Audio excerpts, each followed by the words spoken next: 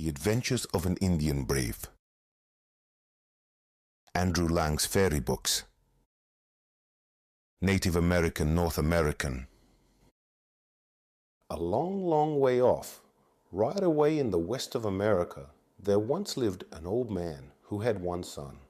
The country round was covered with forests, in which dwelt all kinds of wild beasts, and the young man and his companions used to spend whole days in hunting them, and he was the finest hunter of all the tribe. One morning, when winter was coming on, the youth and his companions set off as usual to bring back some of the mountain goats and deer to be salted down, as he was afraid of a snowstorm, and if the wind blew and the snow drifted, the forest might be impassable for some weeks. The old man and the wife, however, would not go out, but remained in the wigwam, making bows and arrows. It soon grew so cold in the forest that at last one of the men declared they could walk no more, unless they could manage to warm themselves.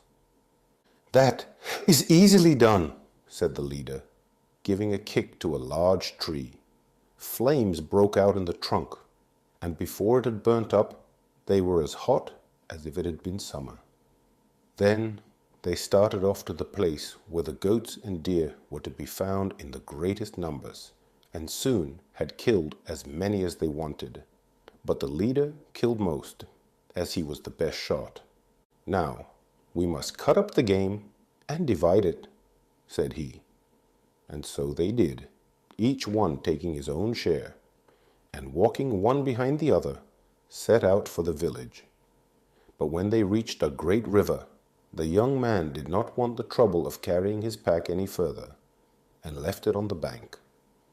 "I am going home another way," he told his companions, and taking another road, he reached the village long before they did. "Have you returned with empty hands?" asked the old man, as his son opened the door. "Have I ever done that you put me such a question?" asked the youth. "No, I have slain enough to feast us for many moons, but it was heavy, and I left the pack on the bank of the great river. Give me the arrows, I will finish making them, and you can go to the river and bring home the pack." So the old man rose and went and strapped the meat on his shoulder. But as he was crossing the ford, the strap broke and the pack fell into the river. He stooped to catch it, but it swirled past him. He clutched again, but in doing so, he overbalanced himself and was hurried into some rapids, where he was knocked against some rocks, and he sank and was drowned, and his body was carried down the stream into smoother water, when it rose to the surface again. But by this time it had lost all likeness to a man, and was changed into a piece of wood. The wood floated on, and the river got bigger and bigger, and entered a new country. There it was borne by the current close to the shore, and a woman who was down there washing her clothes caught it as it passed, and drew it out, saying to herself, "What a nice smooth plank! I will use it as a table to put my food upon." And gathering up her clothes, she took the plank with her into her hut. When her supper time came, she stretched the board across 2 strings which hung from the roof, and set upon it the pot containing a stew that smelt very good. The woman had been working hard all day and was very hungry, so she took her biggest spoon and plunged it into the pot. But what was her astonishment and disgust when both pot and food vanished instantly before her.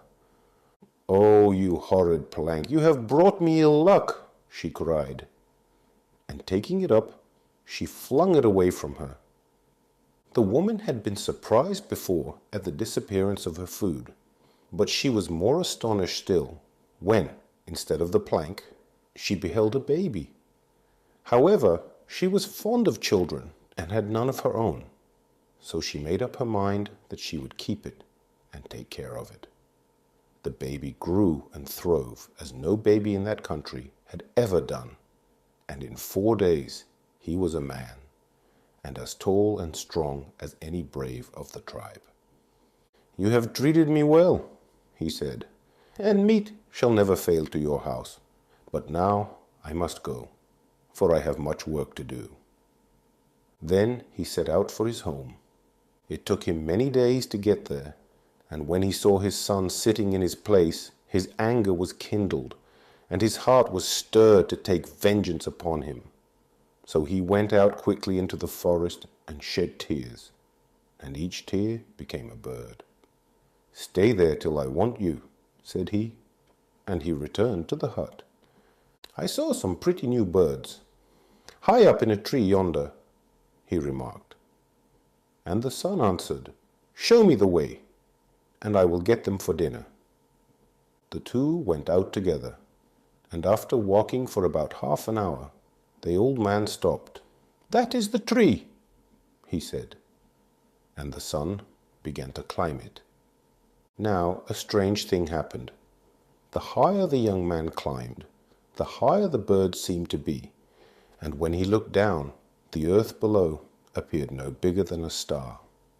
Still he tried to go back, but he could not, and though he could not see the birds any longer, he felt as if something were dragging him up and up.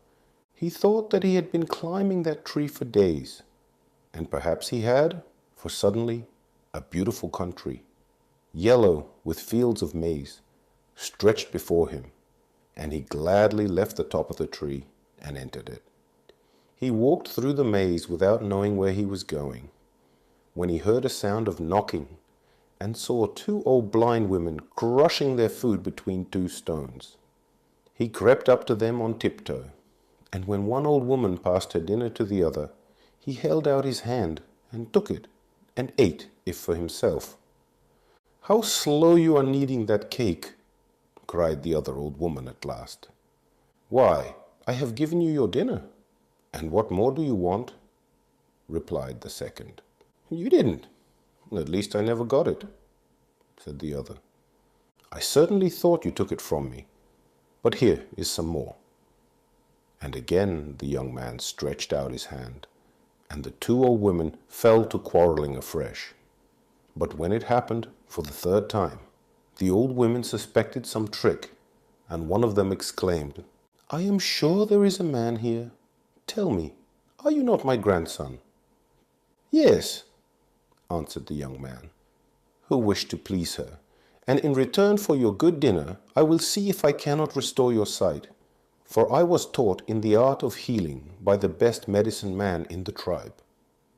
And with that, he left them, and wandered about till he found the herb which he wanted. Then he hastened back to the old women, and begging them to boil him some water, he threw the herb in.